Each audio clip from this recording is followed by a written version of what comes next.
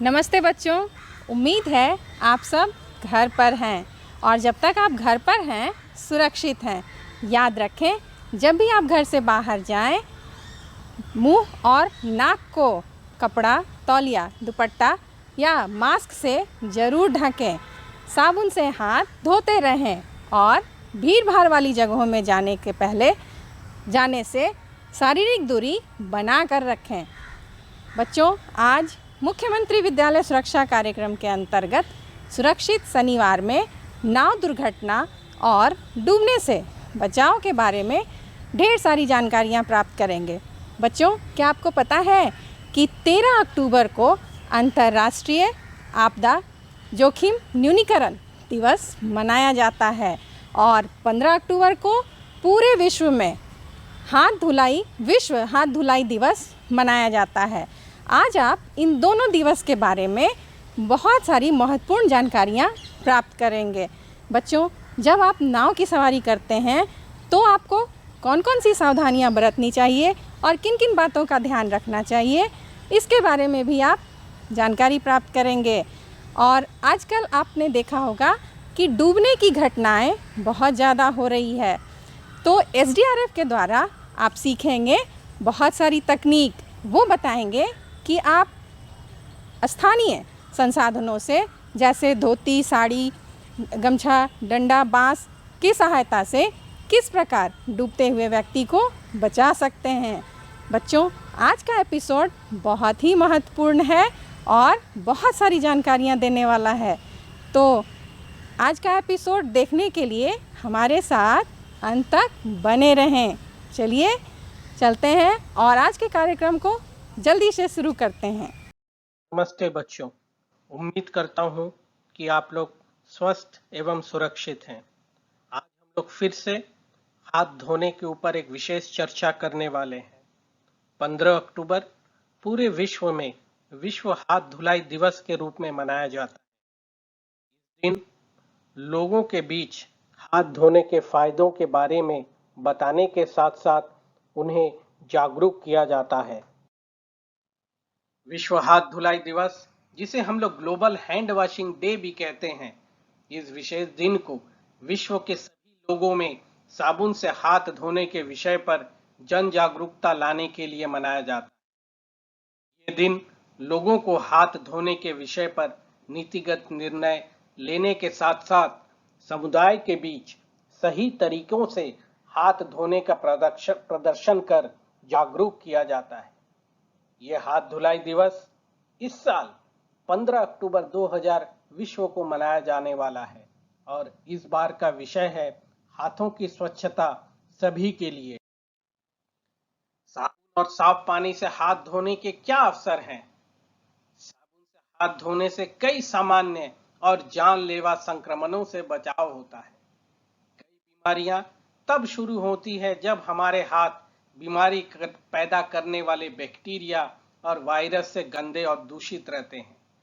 हाथ धोने से डायरिया संबंधित बीमारियों में 30 से 48% तक, गंभीर श्वसन संक्रमण को 20% तक में कमी आती है। हाथ धोने से अन्य बीमारियों के फैलने एवं संक्रमण में कमी आती है, जैसे कॉलेरा, इबोला, हेपेटाइटिस सी इत्यादि। हाथ धोने से स्वास्थ्य संबंधित संक्रमण में बचाव होता है और बैक्टीरिया वायरस के प्रति प्रतिरोधक क्षमता का विकास होता है। जैसे कि पूरे विश्व में कोविड-19 फैला हुआ है, इसके संक्रमण में कमी लाने के लिए साबुन से हाथ धोने पर विशेष जोर एवं ध्यान दिया जा रहा है। साबुन और साफ पानी से हम लोग को कब कब हाथ धोना चाहिए? हाथ हमेशा साबुन और साफ पानी से ही धोना चाहिए, खास करके जब हाथ गंदे हों, खांसने और छींकने के बाद, किसी भी सतह या वस्तु को छूने के बाद, शौच से आने के बाद, खाना बनाने, खाना परोसने और खाना खाने से पहले, बच्चों को खाना खिलाने से पहले और बच्चों का मल साफ करने के बाद एवं बाहर से आने के बाद हमें हाथ जरूर साबुन से धोने चाहिए। साबुन और साफ पानी से हाथ कैसे धोएं बच्चों? आप देख ही रहे हैं इस तस्वीर में किस तरीके से हाथ साबुन से धोया जा रहा है। पहले अपने हाथों को गीला कर लें, उसके बाद उसमें साबुन लगाएं और दोनों हथेलियों को रगड़ें। हथेलियों को पलट पलट कर रगड़ें, उंगलियों के बीच में रगड़ें, उंगलियों की सतह को फिर से साफ करें, अंगूठा और नाखूनों को साफ करें, फिर अपने हाथों को पानी से धो लें। ये प्रक्रिया कम से कम 20 सेकंड से अधिक समय तक करना चाहिए, जिससे जितने भी हमारे हाथों में लगे हुए गंदगी और बैक्टीरिया वायरस हैं वो निकल जाए। विद्यालय में साबुन से हाथ धोने की क्या व्यवस्था है? विद्यालय में नियमित रूप से हाथ धोने की व्यवस्था जैसे बेसिन, साबुन और साफ पानी होनी चाहिए। नियमित साबुन उपलब्ध होने के लिए विद्यालय में साबुन बैंक या सोप बैंक की स्थापना किया जाना चाहिए। साबुन बैंक के लिए विद्यालय में उपलब्ध निधि जो समग्र अनुदान राशि का उपयोग किया जा सकता है। साबुन बैंक के लिए विद्यालय के शिक्षक, अभिभावक या कोई आगंतुक भी स्वैच्छिक दान से विद्यालय में साबुन उपलब्ध करा सकते हैं। विद्यालय में बच्चों की क्या भूमिका होगी? विद्यालय में बाल संसद एवं मीना मंच के सभी बच्चों को नियमित साबुन से हाथ धोने के लाभ के बारे में बताएं, साबुन से हाथ धोने के तरीकों को दिखाएं। विद्यालय में बाल संसद एवं मीना मंच साबुन की उपलब्धता सुनिश्चित करने के लिए शिक्षकों के साथ बातचीत करें। विद्यालय में बाल संसद एवं मीना मंच सुनिश्चित करें कि सभी बच्चे भोजन से पहले, शौच के बाद एवं खेल के बाद जरूर साबुन से हाथ धोएं। बच्चे साबुन से हाथ धोने के फायदे के बारे में अपने परिवार एवं समुदाय में साझा करें। हाथ धोते रहिए, जिससे गंदगी हमारे आसपास, हमारे हाथों में ना रहे, क्योंकि साफ हाथ में ही है दम। बहुत बहुत धन्यवाद बच्चों, धन्यवाद। नाव दुर्घटना।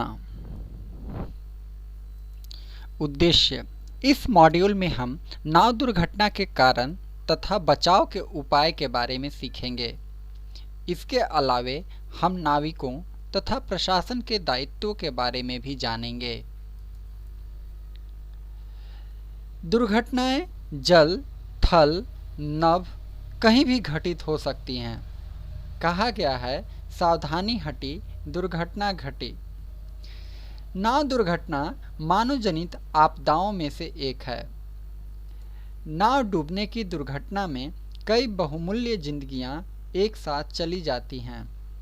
वैसे तो नौका दुर्घटना कभी भी घटित हो सकती है, लेकिन वर्षा ऋतु में इसकी आवृत्ति ज़्यादा हो जाती है, क्योंकि इन दिनों नदियों के जल स्तर के साथ साथ धारा भी तीव्र होती है।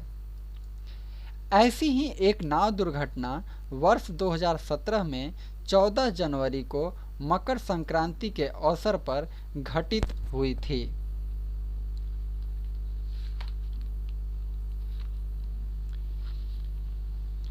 पटना के एनआईटी घाट पर दियारा से लौट रही नाव डूबने से 21 लोगों की मौत हो गई। उस नाव में 60 से 70 लोग सवार थे।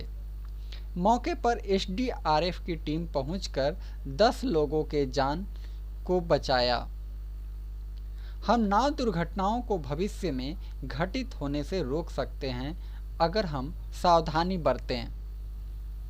प्रश्न यह उठता है कि नाव दुर्घटना के क्या कारण हो सकते हैं। नाव दुर्घटना के निम्नलिखित कारण हो सकते हैं। नाव पर लदान क्षमता से अधिक सवारी, सफेद पट्टी के निशान का डूब जाना, नाविक का प्रशिक्षित न होना, नाव पर जानवर ढोना, जर्जर या टूटी नाव की सवारी करना, तेज हवा, खराब मौसम, आंधी तूफान भी नाव दुर्घटना को आमंत्रित करता है। अब प्रश्न ये है कि आखिर हम सभी क्या कर सकते हैं। नाव की सवारी करने से पहले हमें ध्यान देना चाहिए। जिस नाव पर पंजीकरण संख्या अंकित हो उसी नाव से यात्रा करें। जिस नाव पर लदान क्षमता दर्शाते हुए सफ़ेद पट्टी का निशान हो उसी नाव की यात्रा करनी चाहिए। नाव चलने से पहले यह देख लें कि लदान क्षमता दर्शाने वाली सफ़ेद पट्टी का निशान डूबा तो नहीं है। अगर डूबा है तो तुरंत उतर जाएं। किसी भी स्थिति में ओवरलोडेड नाव पर न बैठें। जिस नाव पर जानवर ढोए जा रहे हों उस पर यात्रा न करें। छोटे बच्चों को अकेले नाव की यात्रा न करने दें। जर्जर टूटी फूटी नाव की सवारी न करें, यह जानलेवा हो सकता है। नाव यात्रा के दौरान किसी तरह की जल्दबाजी न दिखाएं और नाविक के ऊपर किसी तरह का दबाव न डालें। तेज हवा, आंधी तूफान, खराब मौसम एवं बारिश में नाव की यात्रा न करें। सूर्योदय से पहले और सूर्यास्त के बाद नाव की यात्रा न करें, यह खतरनाक हो सकता है। जिस नाव पर जीवन रक्षा के लिए लाइफ जैकेट, लाइफ बॉय के साथ प्राथमिक चिकित्सा बॉक्स एवं रस्से आदि ठीक तरीके से रखे हों उसी नाव से यात्रा करें। नाव में यात्रा के दौरान शांत बैठें व उतरते चढ़ते समय क्रम से ही नाविक के निर्देशानुसार उतरें व चढ़ें। नाविक एवं नाव मालिकों के लिए क्या सलाह हो सकता है। नाविकों को कुछ आवश्यक बातों का ध्यान रखना चाहिए। तेज हवा, आंधी तूफान, खराब मौसम एवं बारिश में नाव का संचालन नहीं करना चाहिए।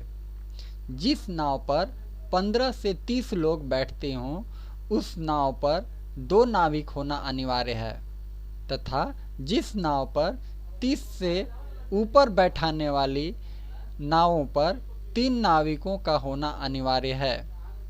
नाव पर किसी तरह का नशा सेवन करने से यात्रियों को रोकना चाहिए। किसी यात्री को किसी भी दशा में नाव संचालन न करने दें। बीमार गर्भवती महिलाओं को नाव पर चढ़ाने में प्राथमिकता देना चाहिए। जिस नाव पर जानवर ढोए जा रहे हों उस नाव में नाविक के अलावा अन्य किसी सवारी को न बैठाएं। किसी भी तरह नाव चाहक उस पर सवारी ढोई जा रही हो अथवा जानवर या सामान, सभी नाव का पंजीकरण कराना एवं उस पर लदान क्षमता का निशान लगाना आवश्यक हो। नाव पर कोई भी सामान या खतरनाक सामग्री, सांप आदि नहीं ढोया जाएगा जिससे अन्य यात्रियों को किसी प्रकार का खतरा उत्पन्न होता हो। नाव से पानी निकालने उलीचने के लिए नाव में आवश्यक बर्तन रखें तथा लाइफ जैकेट, बांस, हवा भरी ट्यूब इत्यादि को उचित स्थान पर रखें। रात में नाव का परिचालन न करें। यदि आवश्यक हो तो सक्षम प्राधिकार से अनुमति प्राप्त कर विशेष रोशनी के साथ परिचालन करें। सूर्योदय से पहले और शाम 5:30 बजे के बाद नाव का परिचालन न करें। प्रशासन के दायित्व। सरकार की नीति और प्रशासनिक व्यवस्था किसी दुर्घटना के होने से काफ़ी हद तक टाल सकती है। यदि प्रशासन पहले से सतर्क हो तो दुर्घटना के घटित होने से रोका जा सकता है। बिना निबंधन के कोई भी नाव, चाहे वह किसी भी उद्देश्य के लिए प्रयोग की जा रही हो, उसका परिचालन गैर कानूनी है। बगैर निबंधन के नाव परिचालन नहीं होने दें। नाव में ओवरलोडिंग नहीं होने दें। नाव में अलग से डीजल इंजन, मशीन बिना सक्षम प्राधिकार के अनुमति के नहीं लगाया जा सकता है, इसे सुनिश्चित किया जाए। घाटों पर प्रशिक्षित तैराकों, गोताखोरों एवं नज़दीकी पुलिस थाना एवं जिला प्रशासन के प्रमुख पदाधिकारियों का फ़ोन नंबर अवश्य प्रदर्शित कराया जाए। सुनिश्चित किया जाए कि नावों पर लदान क्षमता तथा सफ़ेद पट्टी का निशान हर हाल में अंकित रहे, ताकि यात्री समझ सकें कि नाव में कितने लोगों के बैठने की क्षमता है। सूर्योदय से पहले और शाम 5:30 बजे के बाद नाव का परिचालन न करें।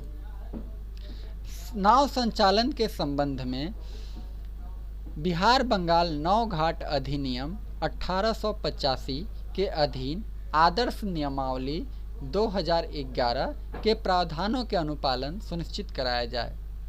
नज़दीकी पुलिस थाना, गोताखोरों एवं प्रशिक्षित का नंबर घाटों पर अवश्य अंकित कराया जाए। जिंदगी अनमोल है, ओवरलोडिंग से बचें।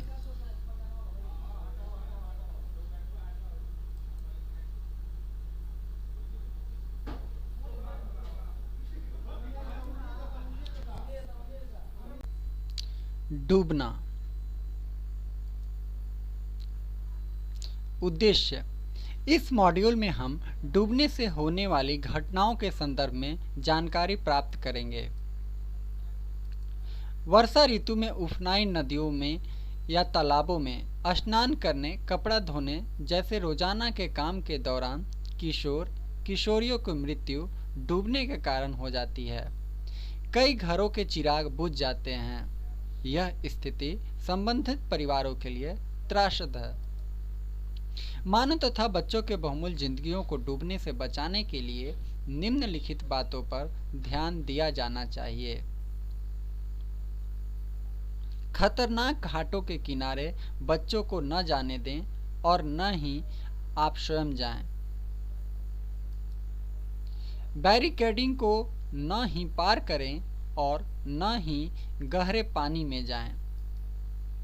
पर्व त्योहारों के अवसर पर घाटों को गंदा न करें, अफवाह न फैलाएं, घाटों पर आतिशबाजी न करें।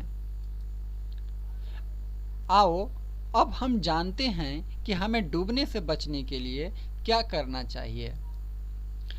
डूबने से बचाव।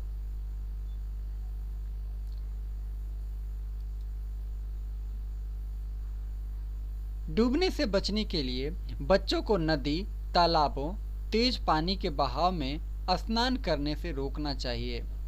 बच्चों को पूल, पुलिया, ऊंचे टीलों से पानी में स्नान करने से रोकें। नदी में उतरते समय गहराई का ध्यान रखना चाहिए।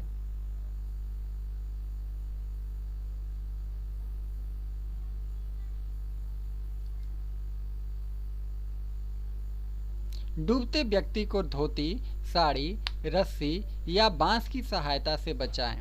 यदि तैरना नहीं जानते हों तो स्वयं पानी में नहीं जाएं और सहायता के लिए शोर मचाएं। गांव, टोलों में डूबने की घटना होने पर आसपास के लोग आपस में एकत्रित होकर ऐसी दुखद घटना की चर्चा अवश्य करें और भविष्य के सुरक्षा उपायों पर चर्चा करें। डूबने से बचने के लिए जिला प्रशासन के भी कुछ दायित्व हैं। नदी, तालाब के खतरनाक घाटों को चिन्हित कर उसके किनारों पर बैरिकेडिंग तथा चेतावनी बोर्ड लगाया जाना चाहिए। घाटों पर तथा उसके मार्गों की नियमित साफ सफाई की जाए। घाटों पर हेल्पलाइन नंबर का प्रदर्शन किया जाए। बदले युग की धारा, आपदा प्रबंधन के द्वारा।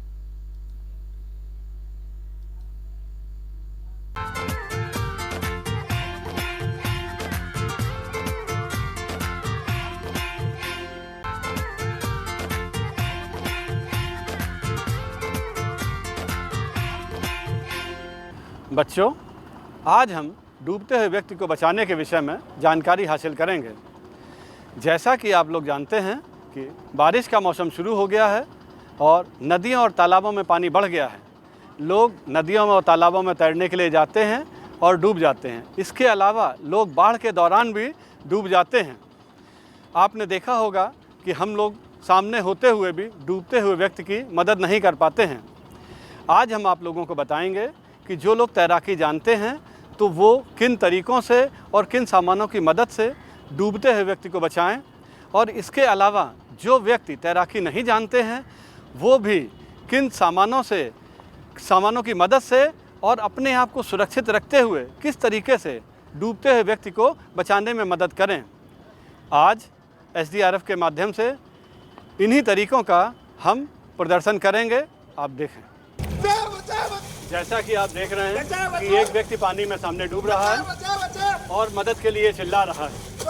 अभी यहाँ पर जो लोग उपस्थित हैं उन लोगों को तैरना नहीं आता है। आप देखें कि तैराकी ना जानने वाले व्यक्ति किस तरीके से डूबते हुए व्यक्ति को बचाते हैं, अपने आप को सुरक्षित रखते हुए, उससे संपर्क ना करते हुए किस तरीके से बचाते हैं। तैराकी ना जानने वाले व्यक्ति ने बम्बू उठाया और सामने डूबते हुए व्यक्ति की तरफ बढ़ाया, उसने बम्बू को पकड़ा और उसको खींच के किनारे की तरफ ले आए।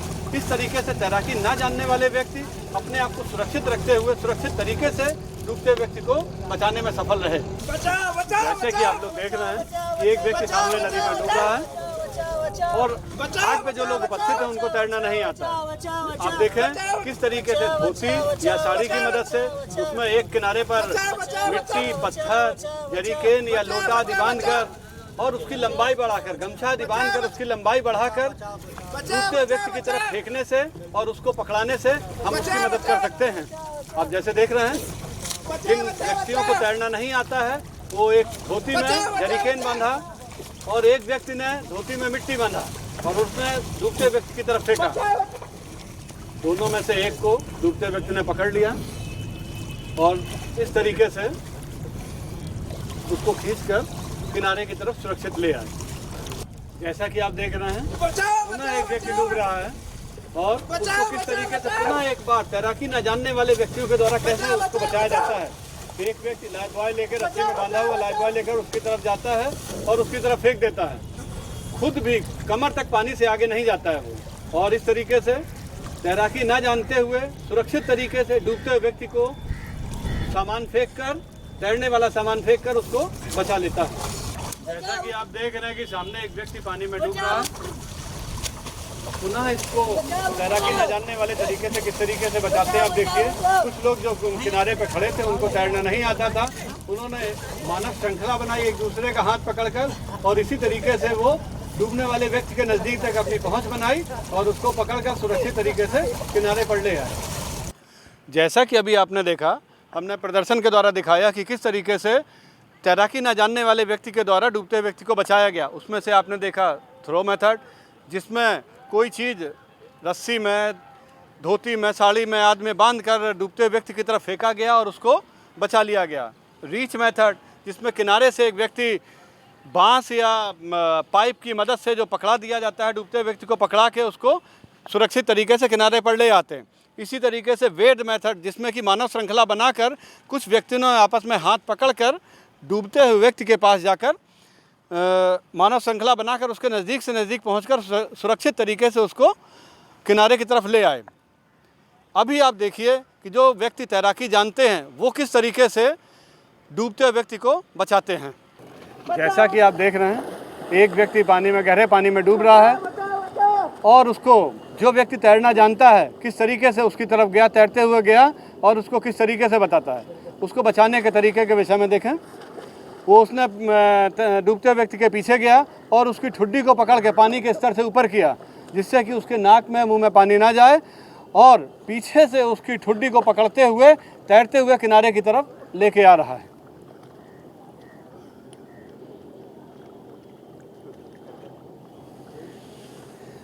और अब देखिए उसको डूबते हुए व्यक्ति को जिस तरीके से उसके पेट में पानी चला गया है, किस तरीके से अचेत हो गया है, तो वो उसको फायरमैन के तरीके से कंधे पर लेकर आ रहा है, जिससे कि बाहर लाके उसको पेट में गए हुए पानी को निकालने की कार्रवाई की जाएगी।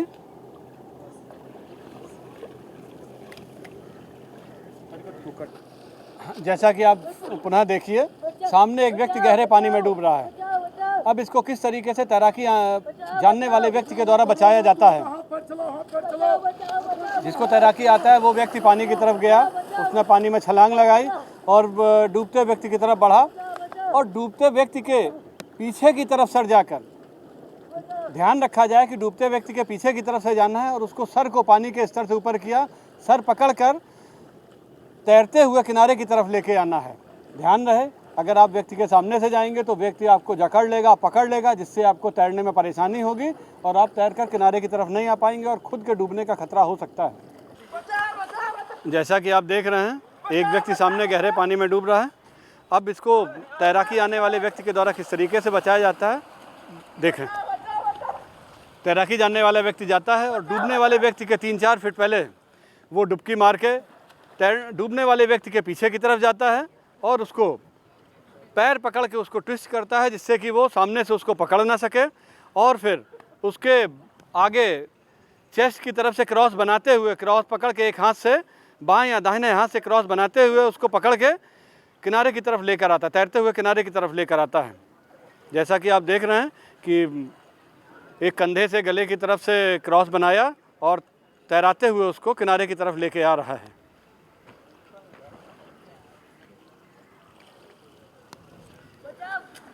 जैसा कि आप देख रहे हैं, पुनः एक बच्चा गहरे पानी में डूब रहा है। अब इसको तैराकी जानने वाले व्यक्ति के द्वारा किस तरीके से बताया जाता है देखें। तैराकी जानने वाला व्यक्ति उसकी तरफ बढ़ता है और डूबते हुए बच्चे के 3 फीट पहले से ही पानी में डुबकी लगा के उसके पीछे पहुंचता है और उसके पैर को पकड़कर उसको दूसरी तरफ को घुमा देता है, जिससे कि बच्चा सामने से उसको ना पकड़ सके, और उसके बाजू को पकड़ लेता है और बाजू को पकड़ के खुद तैरते हुए किनारे की तरफ लेकर आ रहा है, जिससे कि बच्चा सामने से उसको पकड़ ना सके, जकड़ ना सके और उसको तैरने में बाधा ना पहुंचा सके।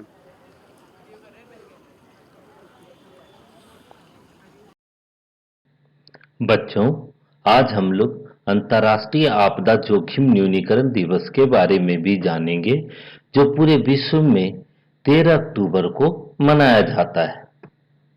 यह दिवस आपदा रहित समाज का निर्माण करने के लिए आम जन को प्रोत्साहित और जागरूक करने के लिए आयोजित किया जाता है। अब हम जानेंगे कि यह क्यों मनाया जाता है। पूरे विश्व में विभिन्न प्रकार की आपदाओं से जान माल की भारी क्षति होती है। इन आपदाओं के प्रभाव को कम करने के संबंध में लोगों को जागरूक करने हेतु एक विशेष दिन यानी 13 अक्टूबर को अंतर्राष्ट्रीय आपदा न्यूनीकरण दिवस मनाया जाता है। संयुक्त राष्ट्र महासभा के द्वारा 21 दिसंबर 2009 को प्रस्ताव संख्या 64/200 के अनुसार पूरे विश्व में इस दिवस को मनाने का निर्णय लिया गया। अंतर्राष्ट्रीय आपदा न्यूनीकरण दिवस के उद्देश्य क्या है, यह हम जानने की कोशिश करते हैं। विभिन्न आपदाओं से उत्पन्न खतरों को कम करने की जानकारी प्राप्त करना, आपदा जोखिम को न्यून करना, आपदाओं से निपटने के लिए समुदाय स्तर पर तैयारी करना, भूमि और पर्यावरण संसाधनों का उचित प्रबंधन करना और सुरक्षित समाज का निर्माण करना। अंतर्राष्ट्रीय आपदा न्यूनीकरण दिवस का प्रत्येक वर्ष एक थीम होता है। यहाँ पर आपको पिछले 6-7 वर्षों का थीम दिया गया है। आप देख सकते हैं कि वर्ष 2020 में इसका थीम है कोरोना वायरस के संक्रमण से बचाव के बारे में जानकारी, जबकि वर्ष 2019 का थीम था बुनियादी सेवाओं और मूलभूत आवश्यकताओं को आपदाओं से बचाना। वर्ष 2018 का थीम था आपदा जोखिम की रोकथाम, सतत विकास की सुरक्षा।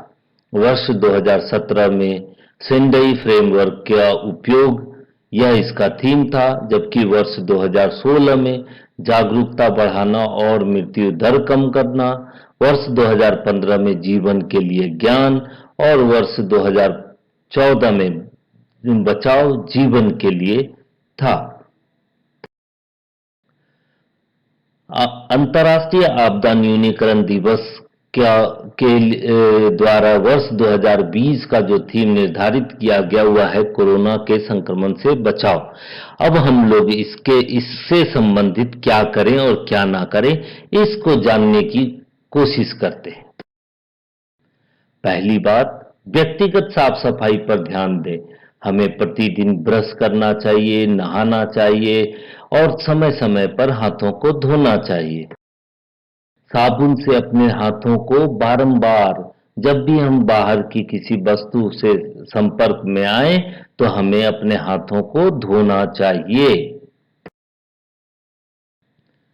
छींकने और खांसने के दौरान ध्यान करके हमें अपना मुंह रुमाल से, तौलिया से अथवा अपनी केहूनी से ढकना जरूरी है, जिससे कि हमारे नाक या मुंह से निकलने वाला द्रव्य वह दूसरे पर ना पड़े। अगर जब हम बाहर हों और हमें साबुन और पानी उपलब्ध ना हो तो हमें अल्कोहल युक्त सैनिटाइजर का इस्तेमाल करना चाहिए। हमें थोड़ा सा सैनिटाइजर हाथों में ले करके हमें उसे अच्छी तरीके से रब करना चाहिए, जिससे कि वह जब तक वह सूख न जाए। हम जब भी घर से बाहर निकलें तो हमें मास्क जरूर पहनना है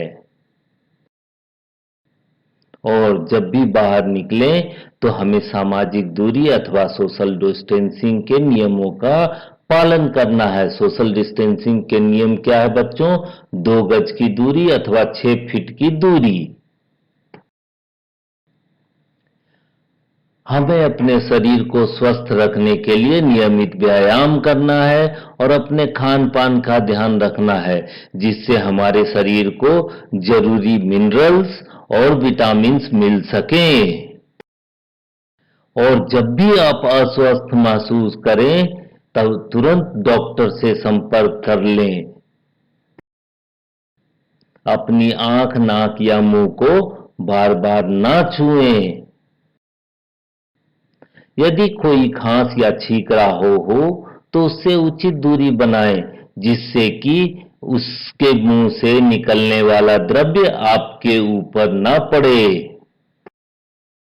भीड़ भाड़ वाली जगहों पर तो कतई नहीं जाना चाहिए, क्योंकि वहां पर सोशल डिस्टेंसिंग का ज्यादा नियम पालन नहीं होता है। दूसरा, वहां एक दूसरे के संपर्क में आने से संक्रमण का खतरा बढ़ जाता है। सार्वजनिक स्थानों पर इधर उधर ना थूकें, नहीं तो संक्रमण के बढ़ने का खतरा बढ़ जाता है। सार्वजनिक वाहन का प्रयोग करते समय हमें सावधानी बरतनी चाहिए और जहां तक संभव हो सके इसे अवॉइड करें, और अगर जरूरी हो भी है तो एक दूसरे के स्पर्श से बचें। हमें चक्र में बताए जा रहे इन बातों को अपनाना है, जैसे कि बेवजह घर से बाहर ना जाएं और जब जरूरत हो और जाना पड़े तो मास्क पहनें, घर साफ रखें, हाथों को बार बार धोएं, खांसते या छींकते समय मुंह ढकें और सामाजिक दूरी बनाएं। तो बच्चों, यह था कोरोना से बचाव के लिए क्या करें और क्या ना करें। धन्यवाद। अरे मुनिया, स्कूल में बच्चों को आपस में कोरोना वायरस के संक्रमण को रोकने के लिए जो सावधानियां रखनी है उसके बारे में क्या बताओगी? मैं अपने साथ पढ़ने वाले स्कूल के सभी बच्चों को ये बताऊंगी। हम सबको स्कूल में आते समय अपने मुंह पर मास्क लगा के रखना है या कपड़ा बांध के रखना है। दूसरा ये कि प्रार्थना के समय, क्लासरूम में और मैदान में खेलते समय आपस में कम से कम 1 मीटर की दूरी जरूर बनाकर रखनी है। और क्या? भूल गई, मैं बताता हूँ। लंच ब्रेक के समय, पानी पीते जाते समय और छुट्टी के समय पर भी आपस में कम से कम 1 मीटर की दूरी बनाकर रखनी है। और क्या क्या बताओगी? ये भी बताऊंगी कि हम सबको बार बार अच्छी तरह से साबुन और पानी से 40 सेकंड तक हाथ धोना है। और हाँ, एक बात और बताऊंगी कि खांसते या छींकते समय हमें इस बात का विशेष ध्यान रखना है कि हमारा मास्क चेहरे पर अच्छी तरह से लगा हो। और सभी को ध्यान रखना पड़ेगा कि खांसते और छींकते समय मुंह से जो लार की बूंदें निकलती हैं वो किसी सतह पर या किसी दूसरे बच्चे के ऊपर ना गिरे। और क्लासरूम में मेज, कुर्सी या कंप्यूटर के कीबोर्ड, दरवाजे की हैंडल जैसी चीजों को बेवजह ना छुए। और अगर छू लेते हैं तो सबसे पहले हाथों को साबुन और पानी से धो लें। और क्या? बोलो बोलो। और देखा, फिर भूल गई ना। मैं बताता हूँ। अरे किसी भी दोस्त को आपस में हाथ नहीं मिलाना है, गले नहीं मिलना है, दूर से ही बात करनी है। हाँ डुगू, याद आया, अगर किसी को सर्दी, खांसी, जुकाम या बुखार है तो स्कूल नहीं आना है और डॉक्टर से सलाह लेकर ही दवा लेनी है। और इसके अलावा रेडियो और टीवी पर स्कूली बच्चों के लिए मीना की दुनिया, आधा फुल और गली गली सिम सिम जैसे मनोरंजक और शिक्षाप्रद कार्यक्रम भी आते हैं। स्कूल से आकर इन्हें भी तो देखना और सुनना नहीं भूलना है। इन सब बातों का ध्यान रखेंगे और सभी को बताएंगे। मिलजुल कर कोरोना को हराएंगे और बन जाएंगे कोरोना चैंपियन। नमस्कार। अंतर्राष्ट्रीय आपदा न्यूनीकरण दिवस विश्व भर में प्रत्येक वर्ष 13 अक्टूबर को अंतर्राष्ट्रीय आपदा न्यूनीकरण दिवस मनाया जाता है। यह दिवस आपदा रहित समाज का निर्माण करने के लिए, आम जन को प्रोत्साहित और जागरूक करने के लिए आयोजित किया जाता है। इस दिवस को मनाने का मुख्य उद्देश्य है कि विभिन्न आपदाओं के जोखिम और खतरों को कम करना और सुरक्षित समाज का निर्माण करना। हम बच्चे यह संकल्प लेते हैं कि आपदा का प्रबंधन हम करेंगे। हम भारत के बच्चे आपदा से हम न डरेंगे, आपदा का प्रबंधन हम करेंगे। जोखिमों को ढूंढ कर न्यूनीकरण हम उसका करेंगे। सुरक्षित शनिवार में हम सीखेंगे, सबको जागरूक करेंगे। मुख्यमंत्री विद्यालय सुरक्षा कार्यक्रम को सुरक्षित ग्राम, सुरक्षित नगर, सुरक्षित देश हम बनाएंगे। भूकंप में झुको ढको पकड़ो हम सिखलाएंगे। अगलगी में रुको लेटो लुढ़को हम सिखलाएंगे। आंधी तूफान, ठनका, बाढ़, भगदड़ हो या लू, नाव दुर्घटना, पेयजल, स्वच्छता हो या पोषण, मस्तिष्क ज्वर हो या सर्पदंश, आपदा प्राकृतिक हो या मानव जनित, हम न डरेंगे, सबके डर को दूर हम करेंगे। सड़क सुरक्षा के नियमों को अपनाना हम सिखलाएंगे। बाल अधिकार, बाल विवाह, बाल शोषण हो या छेड़छाड़, बच्चों के साथ हम जागरूक बनेंगे, सबको जागरूक हम करेंगे। आपदा कभी न होगी हम सब पर भारी, यदि हम सब कर लेंगे इसकी पूरी तैयारी। हम भारत के बच्चे आपदा से हम न डरेंगे, आपदा का प्रबंधन हम करेंगे। धन्यवाद। कोरोना एक संक्रमण फैलाने वाले वायरस का नाम है। इसके बारे में डरने की नहीं बल्कि सावधान रहने की जरूरत है। कोरोना वायरस के संक्रमण के प्रारंभिक लक्षण तेज बुखार, खांसी, सांस लेने में तकलीफ, सूंघने एवं स्वाद लेने की क्षमता कम होना है। ये बीमारी संक्रमित व्यक्ति या वस्तु के संपर्क में आने से फैलती है, यानी कोरोना से पीड़ित मरीज के मुंह से निकले ड्रॉपलेट अथवा लार जब किसी सतह पर गिरती है तो उसे संक्रमित करती है। फिर उन सतहों को स्पर्श करने वाले लोगों तक ये संक्रमण इस तरह से पहुंच जाता है। इसीलिए हाथ धोना, चेहरा ढकना, आपस में दूरी बनाकर रखना, हाथ न मिलाना और भीड़ भाड़ न होने देने की सावधानियां रखने के संदेश सभी को दिए जा रहे हैं। जिस व्यक्ति में खांसी, जुकाम या बुखार के लक्षण हैं, उससे दूरी बनाएं। ये वायरस नया और जल्दी संक्रमित करने वाला है। इसी कारण लोगों में कोरोना का आतंक भी है। लेकिन संक्रमित लोगों में से अधिकांश लोगों में साधारण से लक्षण दिखते हैं और वे जल्द ही संक्रमण से मुक्त भी हो जाते हैं। लेकिन बुजुर्ग लोगों में, यानी 65 वर्ष से अधिक उम्र की आयु वाले और जिन्हें पहले से कोई बीमारी है, जैसे डायबिटीज, हाई बीपी, किडनी की बीमारी, हृदय की बीमारी वाले लोगों, गर्भवती महिलाओं आदि को गंभीर रूप से संक्रमित होने का खतरा रहता है। इसीलिए इन्हें विशेष सावधानी रखने की जरूरत है। यदि बुखार, खांसी, सांस लेने में तकलीफ, निमोनिया के लक्षण के साथ कोरोना वायरस प्रभावित क्षेत्र के भ्रमण का इतिहास है तो कोरोना संक्रमण हो सकता है। पर जरूरी नहीं हर सर्दी, खांसी या छींकने वाला व्यक्ति कोरोना से पीड़ित हो। यदि खांसी, जुकाम, गले में खराश हो रही है तो एक दिन में 2 से 3 बार भाप लें। पर्याप्त मात्रा में पानी पिएं, बार बार साबुन से हाथ धोएं, घर पर ही रहें और डॉक्टर के परामर्श अनुरूप दवाइयां लें। कोरोना वायरस के लक्षण 2 से 14 दिन में दिखते हैं। ये धीरे धीरे शरीर में आते हैं, लेकिन ये भी सच है कि साधारण लक्षण वाले 80% रोगी बिना किसी विशेष उपचार के ठीक हो जाते हैं। खांसी, जुकाम या कोरोना संक्रमण जैसे लक्षण होने पर व्यक्ति को 14 दिन तक सभी से अलग थलग रहने की सलाह दी जाती है। इसे होम आइसोलेशन या होम क्वारंटीन कहते हैं। इस दौरान व्यक्ति को 14 दिनों तक स्वच्छ और हवादार कमरे में सबसे अलग थलग रहने एवं परिवार के अन्य सदस्यों से भी कम से कम संपर्क रहने की सलाह दी जाती है। उसकी देखभाल करते समय मास्क पहनकर रखना और कम से कम 1 मीटर की दूरी बनाए रखना तथा व्यक्ति के कमरे को सैनिटाइज करना आवश्यक होता है। कोरोना वायरस वस्तु व सतहों पर 8 से 10 घंटों तक जीवित रह सकता है। इसीलिए बार बार साबुन तथा पानी से हाथ धोने की सलाह दी जाती है।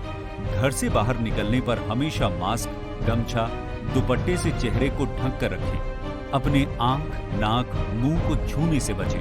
सभी से कम 1 मीटर की दूरी बनाए रखें। इसे ही सोशल डिस्टेंसिंग कहते हैं। बहुत आवश्यक न हो तो घर से बाहर न निकलें। हाथ मिलाने या गले मिलने के बजाय नमस्ते करें। कोरोना वायरस के बारे में नवीन जानकारियों और आपकी सुरक्षा के लिए आरोग्य सेतु ऐप डाउनलोड करें। कोरोना वायरस के बारे में अधिक जानकारी, सलाह और सहायता के लिए टोल फ्री नंबर 104 या 181 पर डायल करें या www.mphealthresponse.nhmpp.gov.in वेबसाइट से जानकारी प्राप्त कर सकते हैं। कोरोना संक्रमण के बारे में तो हम सभी ने सुना ही है। अब इस संक्रमण के साथ हमें अपना सामान्य जीवन जीना है तो कुछ खास सावधानियां रखकर इस संक्रमण को फैलने से रोकना होगा। समाज के लोग, विधायक जी, सरपंच जी, वार्ड पार्षद, शिक्षक पालक संघ के सदस्यों और धर्म गुरुओं की बात को विशेष महत्व देते हैं और आपके द्वारा कही गई बात मानते भी हैं। इसलिए आपसे अपेक्षा है कि आप कुछ खास बातें सभी को जरूर बतलाएं। जब भी किसी से मिलें, दूर से मिलें, उनसे हाथ नहीं मिलाएं और ना गले मिलें, बस दूर से हाथ जोड़कर नमस्ते करें। साबुन और पानी से कम 40 सेकंड तक अच्छी तरह से हाथों को दिन में 5-6 बार धोएं। घर से बाहर निकलते समय साफ कपड़े या गमछे से चेहरे को ढक कर रखें। खांसते और छींकते समय मुंह को रुमाल, टिश्यू पेपर, साफ कपड़े से ढकें और अगर वो उपलब्ध न हो तो कोहनी से मुंह और नाक ढकें। जब कभी भी लोग आपस में मिलें तो वे आपस में कम से कम 1 मीटर की दूरी जरूर बनाकर रखें। जब कभी भी हमारे लोग हैंडपंप पर पानी भरने जाते समय, खेत पर काम करते समय, हाट बाजार में चौपाल में बैठते समय, राशन की दुकान पर, बैंक में व अन्य भीड़ भाड़ वाली जगहों पर सबको याद रखना है कि आपस में कम से कम 1 मीटर की दूरी बनाकर जरूर रखें। धर्म स्थलों पर पूजा पाठ और इबादत के लिए ना जाएं। पूजा पाठ और इबादत घर पर ही करें। सर्दी, खांसी, जुकाम, बुखार आदि होने पर स्वयं इलाज न करें। अपने डॉक्टर की सलाह से दवा लें। पास पड़ोस या किसी के गांव, शहर में यदि कोई व्यक्ति बाहर से आए हैं तो वह इसकी सूचना नजदीकी स्वास्थ्य केंद्र में दें। और सबसे महत्वपूर्ण बात यह है कि यदि कोई व्यक्ति कोरोना संक्रमित है अथवा संक्रमण से ठीक हो चुका है या होम आइसोलेशन में है तो ऐसे व्यक्तियों को भावनात्मक सहयोग दें। उनके साथ किसी भी तरह का भेदभाव बिल्कुल न करें। कोरोना संक्रमण के विषय में विस्तृत जानकारी के लिए टोल फ्री नंबर 104 या 181 पर फोन लगाएं। बच्चों नमस्ते। आज आपने नाव दुर्घटना एवं नदियों तालाबों में डूबने से बचने के संबंध में जाना, समझा और सीखा। पहले भी बच्चों आपको याद होगा इस टॉपिक पर एक बार आपको बताया जा चुका। ये दोबारा जो आपको बताया जा रहा है, इससे निश्चित तौर पर आपकी जानकारी और ज़्यादा इनरिच होगी और बाढ़ से प्रभावित क्षेत्रों में, बाढ़ प्रवण क्षेत्रों में रहने वाले आप सब बच्चों को यह बहुत काम आएगा। तो बच्चों अब वक्त है इससे संबंधित, जो आज आपने सीखा उससे संबंधित क्विज पूछने का। हम आपसे कैसे पूछते हैं? हम आपसे कुछ सवाल पूछते हैं जो आपने सीखा और आपको उसका जवाब देना है। तो बच्चों आप ध्यान से प्रश्नों को सुनिए और उसके विकल्पों का सही चयन कीजिए। तो उसके पश्चात हम आपको एक गृह कार्य भी देते हैं।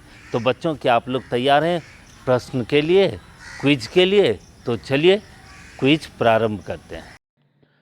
आज के सत्र के सवाल आपके सामने हैं। पहला सवाल, नाव दुर्घटना से बचने के लिए निम्न में से किस प्रकार की सावधानियां बरतनी चाहिए? इसके विकल्प हैं। पहला, ओवरलोडेड नाव पर नहीं बैठना चाहिए। दूसरा, बारिश के समय नाव पर यात्रा नहीं करनी चाहिए। तीसरा, जिस नाव पर जानवर ढोए जा रहे हों उसमें यात्रा नहीं करनी चाहिए। चौथा, जर्जर अथवा टूटी फूटी नाव पर सवारी नहीं करनी चाहिए। और पांचवा, उपरोक्त सभी। तो बच्चों इसका सही जवाब है उपरोक्त सभी, अर्थात नाव दुर्घटना से बचने के लिए ऊपर में की सभी सावधानियों को बरतना चाहिए। दूसरा सवाल, नावों का पंजीकरण निम्न में से किस विभाग या कार्यालय में होता है? इसके विकल्प हैं। पहला, आपदा प्रबंधन विभाग। दूसरा, नगर निगम अथवा नगर परिषद। तीसरा, परिवहन विभाग। और चौथा, अंचल कार्यालय। तो बच्चों इसका सही जवाब है परिवहन विभाग, अर्थात नाव का पंजीकरण परिवहन विभाग के द्वारा किया जाता है। तीसरा सवाल, नाव दुर्घटना से बचने के लिए नाव पर निम्न में से कौन कौन से जरूरी सामान होने चाहिए? तो इसके विकल्प हैं। पहला, लाइफ जैकेट, टॉर्च, रस्सी, बाल्टी, मग, प्लास्टिक सीट इत्यादि। दूसरा, कुर्सी, टेबल, बेंच इत्यादि। तीसरा, रेडियो, लाउड स्पीकर, माइक इत्यादि। चौथा, गैस सिलेंडर, स्टोव, लाइटर इत्यादि। तो बच्चों इसका सही जवाब है पहला विकल्प, अर्थात लाइफ जैकेट, टॉर्च, रस्सी, बाल्टी, मग, प्लास्टिक सीट इत्यादि का होना बहुत जरूरी है। चौथा सवाल, नाव में लोड लाइन का क्या मतलब होता है? इसके विकल्प हैं। पहला, नाव की लंबाई दर्शाता है। दूसरा, नाव की चौड़ाई दर्शाता है। तीसरा, नाव के ऊंचाई को दर्शाता है। चौथा, नाव में वजन के सापेक्ष गहराई को रेखांकित करता है। तो बच्चों इसका सही जवाब है चौथा विकल्प, अर्थात नाव में वजन के सापेक्ष गहराई को रेखांकित करता है। पांचवा सवाल, विश्व हाथ धुलाई दिवस कब मनाया जाता है? इसके विकल्प हैं। पहला, 12 अक्टूबर। दूसरा, 13 अक्टूबर। तीसरा, 14 अक्टूबर। और चौथा, 15 अक्टूबर। बच्चों आज आपको इसके बारे में जानकारी दी गई है, तो आप याद करें। इसका सही जवाब है चौथा विकल्प, अर्थात 15 अक्टूबर। छठा सवाल, अंतर्राष्ट्रीय आपदा न्यूनीकरण दिवस कब मनाया जाता है? इसके विकल्प हैं। पहला, 12 अक्टूबर। दूसरा, 13 अक्टूबर। तीसरा, 14 अक्टूबर। और चौथा, 15 अक्टूबर। बच्चों आज इसका जवाब आपको दिया गया है, तो इसका सही जवाब है 13 अक्टूबर। अभी तक हमने आपसे 6 प्रश्न पूछे। अब वक्त है गृह कार्य का। आज आपने नाव दुर्घटना एवं डूबने से बचाव के तरीकों के बारे में जाना और सीखा। अब आपको करना क्या है? तो आज जो आपने सीखा उसे अपने माँ पिताजी, भाई बहन एवं अपने मित्रों तथा सहपाठियों को बताएं। साथ ही जो आज आपको विभिन्न प्रकार के राफ्ट बनाने की विधि बताई गई उसका आप अभ्यास भी करें। तो बच्चों, यह थे इस बार का क्विज और गृह कार्य। अगले शनिवार को हम फिर मिलेंगे एक नए क्विज और एक नए गृह कार्य के साथ। तब तक घर पर रहें, सुरक्षित रहें। नमस्कार बच्चों, आज आपका फिर से मेरा बहुत बहुत प्यार। बच्चों, आज के इस कार्यक्रम में आपने नाव दुर्घटना एवं पानी में डूबने से बचने के विभिन्न उपायों के बारे में जाना और आज आपने इस पूरे कार्यक्रम में अंतर्राष्ट्रीय आपदा जोखिम न्यूनीकरण दिवस और हाथ धुलाई के महत्व को भी देखा और उसके महत्व को समझा और सीखा। और साथ ही आपको एक वीडियो के दौरान हमारी SDRF टीम के द्वारा एक मॉक ड्रिल के माध्यम से किसी भी डूबते हुए व्यक्ति को किस प्रकार बचाया जा सकता है, ये भी आज आपने देखा। बच्चों, आज का क्विज़ आप लोग के लिए बहुत महत्वपूर्ण रहा होगा क्योंकि इन सभी बातों से जुड़े हुए आपसे प्रश्न पूछे गए और उन सभी प्रश्नों को आपको उत्तर भी दिया गया और साथ ही गृह कार्य भी दिया गया जो हर बार की तरह आपको करना है। मुझे उम्मीद है आज इस कार्यक्रम में जो भी आपने देखा और सीखा वो सभी बातें आप अपने माता पिता, मित्रों, परिजनों को अवश्य बताएंगे। तो बच्चों, हर शनिवार की तरह अगले शनिवार को भी मैं एक नए विषय पर बहुत सी जानकारियाँ लेकर आपके सामने फिर से आऊँगी और मुझे उम्मीद है कि प्रत्येक शनिवार को सुबह 9 बजे DD बिहार चैनल पर आप इस कार्यक्रम को अवश्य देखेंगे। और अगर देखना भूल भी गए तो कोई बात नहीं, यह कार्यक्रम शाम को 4 बजे पुनः प्रसारित किया जाता है, तो आप उस समय देख सकते हैं। तो बच्चों, थोड़ी सी सूझबूझ, सावधानी और धैर्य तक के साथ आज आप अपने आप को सुरक्षित रखें और इसी उम्मीद के साथ मैं आपका अगले शनिवार तक का इंतज़ार करूंगी। घर पर रहें, सुरक्षित रहें। नमस्कार, धन्यवाद। तो आशा करती हूँ बच्चों आज के एपिसोड में आपने जरूर कुछ नया सीखा होगा। तो घर पर रहें, पढ़ते रहें, बढ़ते रहें। मिलते हैं अगले एपिसोड में। बाय बाय बच्चों।